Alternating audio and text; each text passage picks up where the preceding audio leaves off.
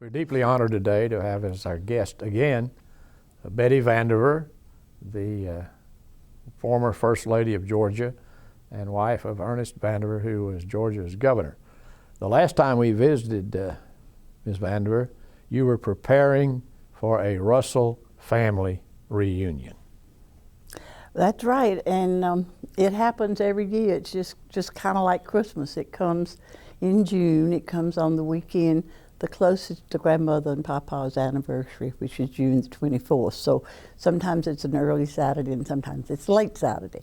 But everybody can plan, and if you're not there, then you didn't plan, because you know when it's going to be and you're supposed to be there. So my sister-in-law and I, we always have a lasagna supper on Thursday night, and we feed about 100, 115 people at Betty Ann's house. And that's fun because it takes a while to get it all made, and I make the lasagna, she makes the salad, I bring the bread, and she has the desserts. I mean, we've been doing it so long, it's just set in concrete. So anyway, that's the beginning of the Russell reunion, and it goes on until Sunday morning, when Uncle Fielding Russell, his family has a blueberry pancake breakfast. And everybody comes by and gets sausage and blueberries and leave from Grandmama's house to go home. So I mean, it's just a wonderful time, and we enjoy it. And last year I think we had like 212 or 15 people on Saturday, which is when most of the people can come. But we have that lasagna supper kind of for the out-of-town people that come early, but then it's kind of grown from that. So anyway, that's a good idea. But the first one, I don't remember exactly, I don't remember the first one, but I have a picture that with my other grandmother and grandfather in it, and I'm about 2 years old, so I'm between grandparents, and it was wonderful growing up with all grandparents in town. But I remember the one in '36, and then in '47, when after the war, and you have to remember, this is something I think is so wonderful, Grandmother Russell had 7 stars in her windows. And for those who don't know about the stars, it meant somebody in her family was in service. And luckily, and I think it's due to Grandmama's prayers, they all came home safe and sound. And so that was at the first reunion after the war, was in '47. And Ernie and I were getting married on Wednesday, the 3rd of September. And so the Aunt Billy, who was the big boss, Bill, she got up the reunion for '47, because everybody was home from the service. They had, so, and then Betty and Ernie were getting married, so everybody had to come anyway. So we had a reunion in '47 on Monday before Ernie and I married. And he always said he met 100 Russells, and that's about how many were there in '47. And of course now it's gotten over to 200 on Saturday. But anyway, that was the next reunion, and then since then we have had one every year. That just kind of started it. And so now they come from far and wide, and we have that Russell reunion. And each family takes a service on Saturday morning at the cemetery. Every family is in charge. It started with Aunt Billy's, the Green family, and it goes down to the Ellick Russell family.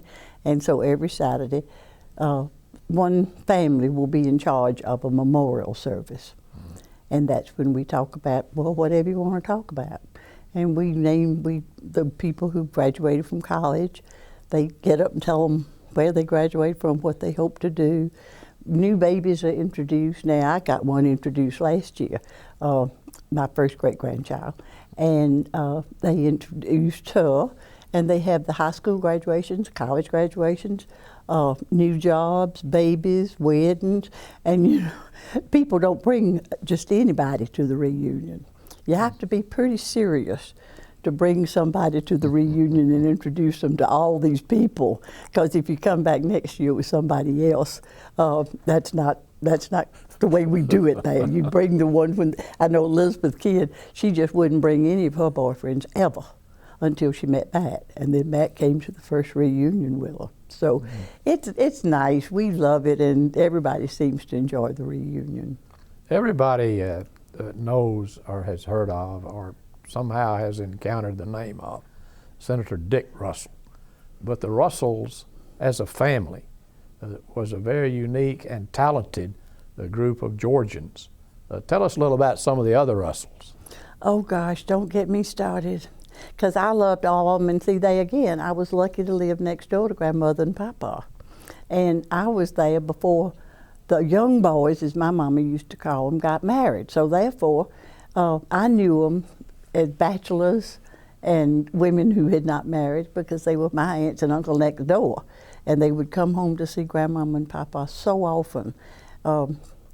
I've said one time I've never felt such love as I did at that time, because we were some of the only grandchildren. See, like I said, they had 13 the first batch, but I was about 5th down, and I was next door.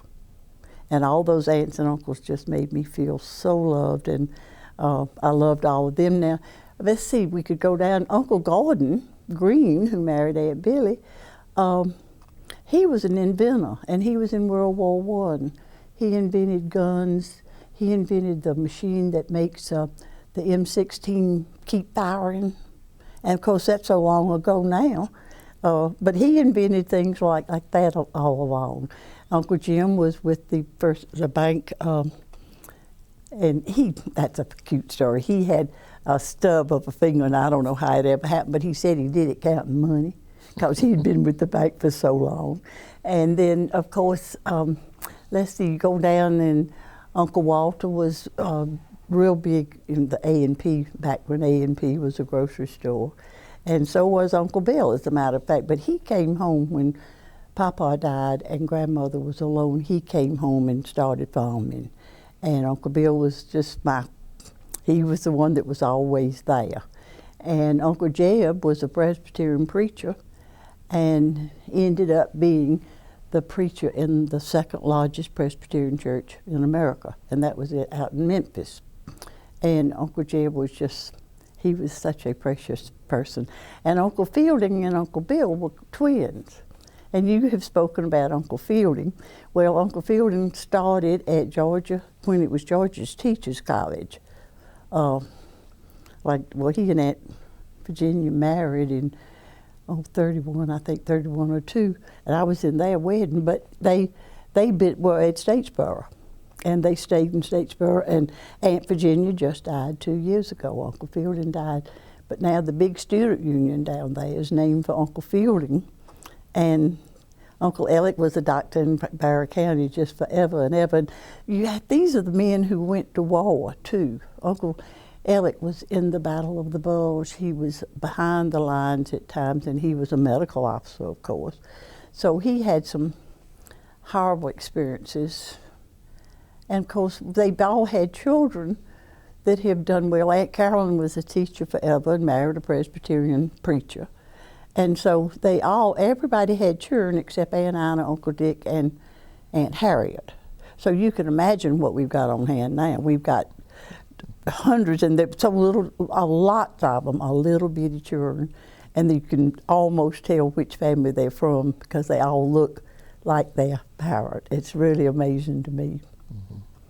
But anyway, we still do that every year, and it's just fun, wonderful. I don't know whether you know something about any of the rest of them that you want me to talk about. They were all just so. I loved all of them because they all loved me. I'll put it that way. Excuse me. You mentioned to me that you had a special place in your heart for some of Governor Vandiver's friends. Oh, I did. Well, and more than friends, because all those friends know who they are, and they're all gone now. That's what's so sad. But the people that I held so dear is because at the mansion, the people who helped me personally. And of course, you know all those people that I'm talking about that were Ernie's friends. They were his friends in college, all the way through his political career. Those same people, and I hate to start naming names with that bunch because there were about, 14, 15, 16 of them. And they paid his entrance fee every time he ran for anything. They took it up and did it, and just paid for it. So it was, I hate to bring those up, but the ones at the mansion that meant so much to me, we had Fanny Smith. Now Fanny came with me when my second child was born. She spent her Christmas one time with my children because my grandfather had died, not Grandfather Russell, but Grandfather Millsaps. And she came over and left her family and came and kept Chip and Beth so that I could go to Winder and be with the family. Well, there's nothing like friendship like that and love, you know. So when we went to the mansion, I called Fanny. I said, Fanny, I can't do it without you. You've just got to come take care of my children. So she did. She, you know, back then we didn't have help as such. We had a man in the kitchen that was a prisoner, and David Walker was one of my best friends. But he was carried back to prison every night, but he came in and he fixed meals. But David Walker was my right arm and Fanny Smith was both arms. And I was fortunate in that my mother and Ernest's sister were both, I'm not fortunate that they were widows, but they were, and they could come and stay at the mansion and when I was gone with Ernie. So that was wonderful to have them. And then T.A. Smith and Ben Gall, they drove Ernie from the time he was Lieutenant Governor, or running for Lieutenant Governor, and they were with us when we left the mansion. And those are the kind of people you just, we had troopers out in the back, but and I love all of them, but they didn't, it wasn't the same as Ben Gall and T.A. Smith and Fanny. Oh dear Fanny.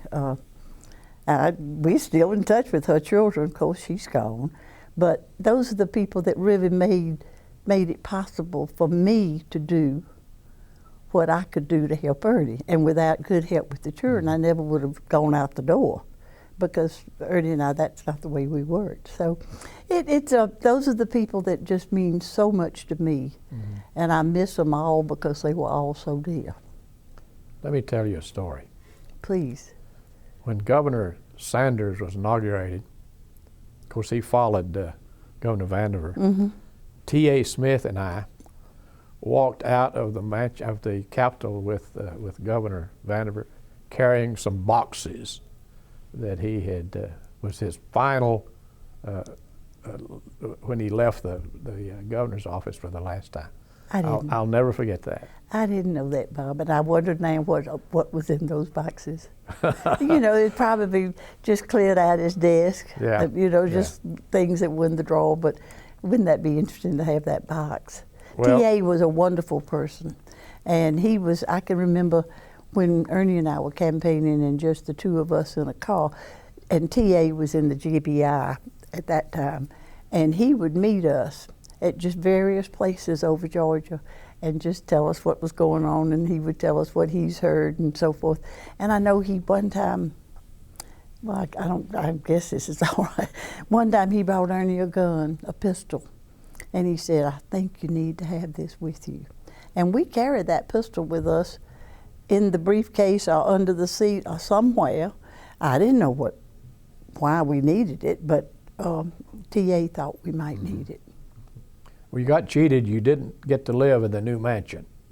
Well, I don't call it cheating because except for all that help, they got 26 people out there as a staff now. I could have used about half of them at some time or other. But it's a beautiful place. I did get to spend the night there one night. Roy Barnes invited us to spend the night. And we stayed in the presidential suite, and it was wonderful. I loved the family part upstairs. But I don't feel cheated. We love that old house. Leaked. Well, they said that, but you know, I don't ever remember it actually leaking. I can remember them coming out and fixing the roof, but I don't remember where it did. Now, when Grandmother, that's an interesting story, and here I go. Grandmother Russell was Uncle Dick's hostess, and she lived at the mansion and took care of the mansion. She took the back room and put up double-decker iron cots. I can just remember them right now. And that was for grandchildren to come on in the summer, just like any other grandmother. And that we took that room and made a playroom for our children out of it. Painted it blue, and we called it the Blue Room, and it was up there, and it was a nice, wonderful place to for them to be and to have their little TV and their games, and the children came and visited. And I can see right now they always used to turn the furniture over and have we'd make like it was tunnels, and then they'd jump over it and make like it was horse jumps. So I mean, I don't think my children suffered at all. How was it raising children in the Capitol? I mean, in the mansion.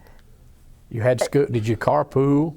Oh, I carpooled, and I had some of the best friends, and we took our children. I took my children. I was not going to have State Patrol do it. I mean, but anyway, I took my children every morning, and I picked them. Well, in the afternoon, you know, it's hard to believe, but you could let them walk home from Spring Street to the mansion, stop at the drugstore, have a Coca-Cola or an ice cream cone or something, and then come on home. Now, that's how innocent and something or other that Atlanta was at that time. You didn't worry about your children. Only rule was they had to be home by 5 o'clock because the traffic started getting really bad around the Prado. If you know the Prado, it's just circles all over the place. But they had to be home by 5 o'clock. And that was just like living in Livonia. Did you miss living in the mansion when you returned to Livonia? No, not really. Fannie Smith didn't go with me. That was one of, but no, I didn't. Ernie and I were both glad, resigned. I do wish that Ernie had had that another 4 years, which came on later, because he did have things that he wanted to do and say and finish that he didn't get to do because he couldn't succeed himself. Mm-hmm. Well, during his administration, some historical events took all of his time. They did, and but you know, we still had a really, I'd say 3 out of 7 nights we had, maybe more than that, I guess 4 or 5 nights, we had supper together, because he kind of planned to be home for supper, and then he would go to a meeting or have Ben come in, and they'd go upstairs to the den and talk about the problem. So he was home a lot at night that I don't think they get to do that well now. Mm-hmm. But he was always there, and David was in the kitchen. Now you can't almost ask for anything better. Okay. Well, your daughter, Jane Kidd, is chairman of the Georgia Democratic Party. That's right. I bet you're very proud of her. I am very proud of her.